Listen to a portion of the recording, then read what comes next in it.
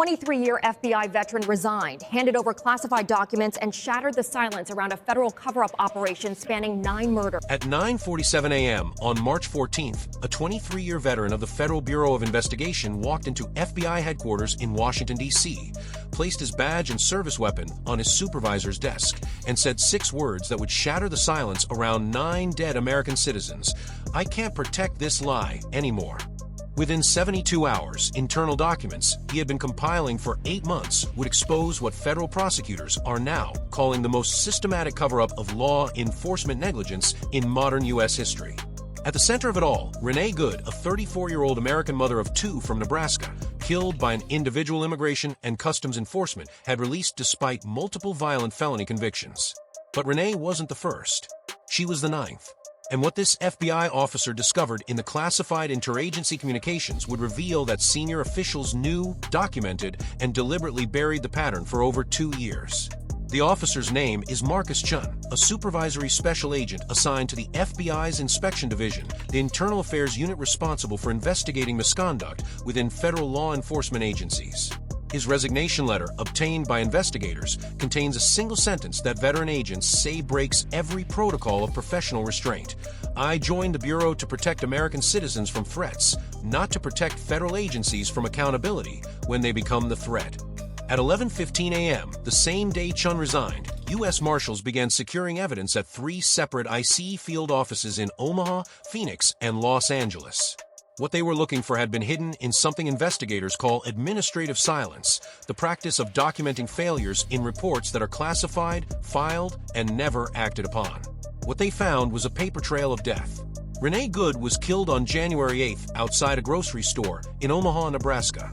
Security footage shows her loading groceries into her vehicle at 6:32 p.m. when a man approached from behind, struck her repeatedly with a blunt object, took her purse, and fled. She died at the scene. Within 4 hours, Omaha police had identified the suspect through witness descriptions and nearby traffic cameras. Marco Ventura, a 41-year-old foreign national with an active IC detainer and 3 prior felony convictions for aggravated assault, armed robbery, and sexual assault. But here's what local police didn't know, and what the FBI officer's documents would reveal. ICE had released Ventura from custody 6 weeks earlier despite a federal judge ordering his deportation. Not because of a legal technicality. Not because of overcrowding, because a supervising deportation officer in the Omaha field office had reclassified his threat level from high priority to standard review, a bureaucratic maneuver that essentially removed him from active enforcement. The reason given in internal emails: resource allocation and operational efficiency. But Ventura wasn't an isolated mistake.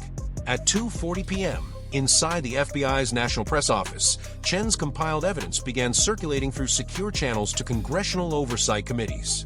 The documents included case files on 8 other American citizens killed by individuals ICE had released after detention, all within a 27-month period.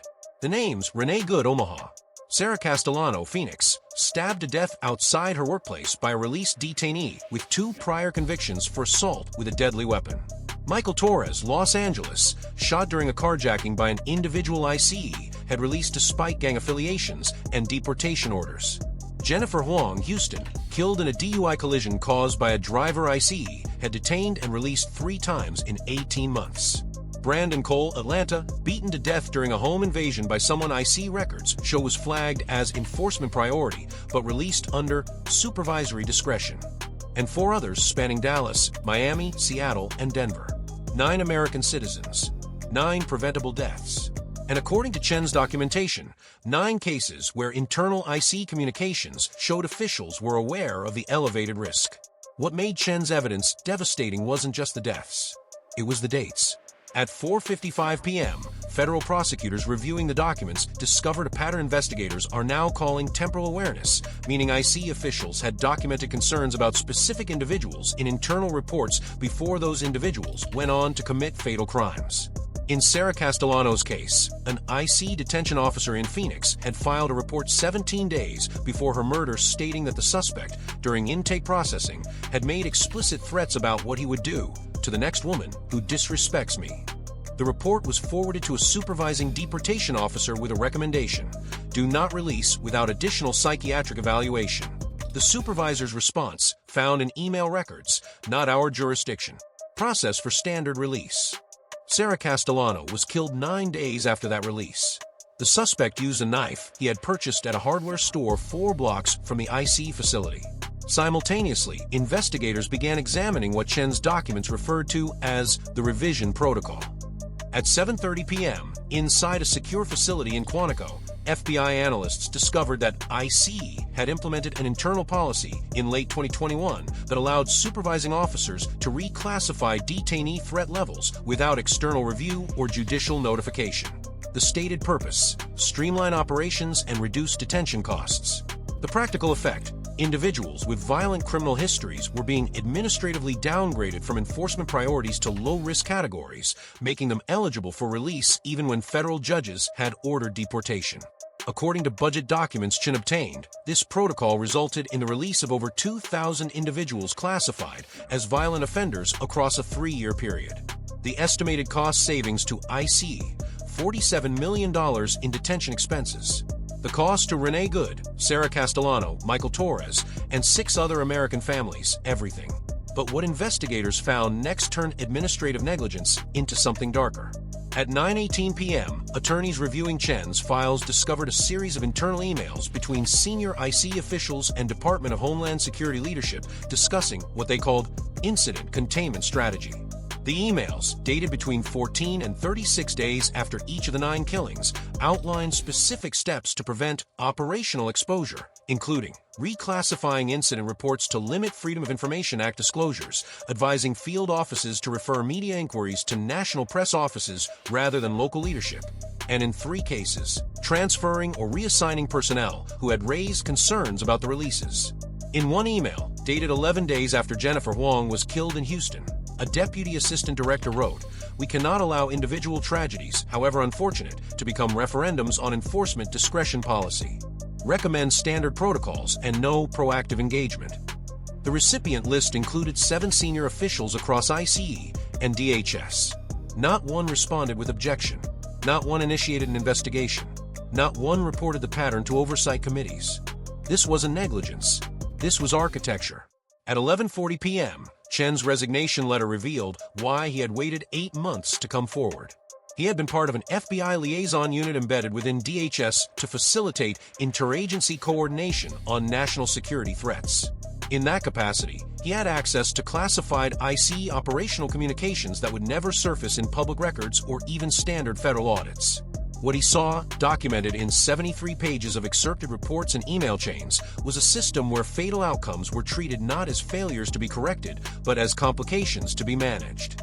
After Renee Good's killing in January, Chen had submitted an internal memo to his FBI chain of command recommending a formal investigation into IC release protocols.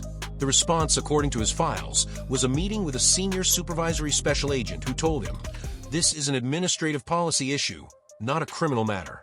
We do not investigate our partner agencies for policy decisions." Chen pushed back, citing the documented awareness of risk. The supervisor's final words, which Chen recorded in a personal memo the same day: "If you pursue this, you'll spend the next 5 years of your career reviewing financial crimes in a field office in Alaska. Let DHS handle DHS." But Chen didn't let it go. He just stopped reporting it. At 1:15 a.m. on March 15th, journalists receiving leaked copies of Chen's files began verifying the details against public records, court documents, and local police reports. Every name checked out. Every date matched. Every documented warning from ICE personnel that had been ignored was corroborated by internal timestamps and email metadata. By 6 a.m., 3 major news organizations had confirmed the authenticity of the documents. By 9:30 a.m., the Department of Homeland Security issued a statement calling the matter a personnel issue involving unauthorized disclosure of sensitive information, and stating that any suggestions of deliberate negligence are categorically false and under review. The statement did not address the 9 deaths. It did not mention Renee Good's name. It did not acknowledge that IC had released individuals who went on to kill American citizens despite documented warnings. What it did do was announce that Marcus Chun was under investigation for violating federal classification protocols and could face criminal charges. At 2:50 p.m., Chun held a press conference outside an attorney's office in Arlington, Virginia. He read a prepared statement that lasted 4 minutes and 11 seconds. He said, "I spent 23 years protecting this country from foreign threats. I never imagined I would have to resign to protect it from its own agencies. Renee Good should be alive today. So should Sarah Castellano, Michael Torres, Jennifer Huang, Brandon Cole, and 4 other Americans whose names you'll learn in the coming days. They are dead not because of crime, not because of bad luck, but because federal officials chose bureaucratic efficiency over human life, and then chose silence over accountability. I am not a whistleblower. I am a witness. And I will testify under oath to every document, every email, every conversation that proves senior officials knew people were dying and did nothing because fixing it would mean admitting they had broken the system in the first place. By 6 p.m., congressional oversight committees had announced joint hearings. By 9 p.m., the FBI had opened a formal investigation not into IC policy, but into whether officials had engaged in criminal obstruction by concealing the pattern of deaths. By midnight, 7 IC officials had been placed on administrative leave. But the story investigators are now piecing together goes deeper than 9 deaths. At 10:25 a.m. on March 16th, forensic accountants analyzing Chen's budget documents discovered that the revision protocol, implemented in 2021, had been tied to a performance metric system that rewarded IC field offices for reducing detention costs and increasing release rates. Supervisors who met cost reduction targets received bonus performance ratings. Offices that exceeded release quotas were highlighted in internal newsletters as models of operational efficiency. In effect, ICE had created a system where officials were incentivized to release detainees, including violent offenders, because keeping them in custody hurt their career advancement. And when those releases resulted in tragedies, the same officials had every reason to bury the evidence rather than report the failure. What makes this a cover-up rather than a policy failure is not what IC didn't know. It's what they did know and chose not to act on. Between February 2022 and January 2024, ICE detention officers, deportation officers, and field office personnel filed 37 separate incident reports, risk assessments, and supervisory concerns about individuals who were later released and went on to commit violent crimes, including the 9 fatalities. Every one of those reports was reviewed by supervisory personnel. Every one was documented in internal communications. And every one was effectively ignored, not because officials disagreed with the risk assessment, but because acting on it would have required reversing the release, increasing detention costs, and admitting that the efficiency metrics were endangering public safety. In one case, the IC officer who had recommended against releasing the individual who later killed Sarah Castellano was reassigned to administrative duties after filing a formal objection. The reason given in personnel records: failure to align with operational priorities. This story is not just about 9 American citizens who should be alive today. It's about what happens when accountability becomes optional, when the system designed to protect the public is redesigned to protect itself, and when the people tasked with enforcing the law decide that career advancement and bureaucratic convenience matter more than human life. Renee Good's children are 7 and 9 years old. They will grow up without their mother not because of a random act of violence, but because federal officials made calculated decisions to prioritize cost savings over safety, and then made calculated decisions to hide the consequences. If you're still watching this, tap like so more people understand what happened here. Comment expose if you believe federal agencies should face the same accountability they demand from everyone else. Share this with anyone who thinks government cover-ups only happen in movies. Because the most dangerous lie is not that bad things happen. It's that the people in charge didn't know, couldn't have known, and did everything possible to prevent it. Marcus Chen's documents prove they knew. They documented it. They watched the pattern develop over 27 months and 9 deaths. And they chose silence.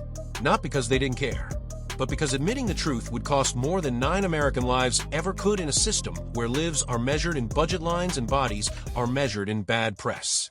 Renee Good was killed loading groceries. Her murderer was free because someone decided saving $47 million was worth the risk. And when the risk became a body count, they decided protecting the agency was worth more than protecting the truth.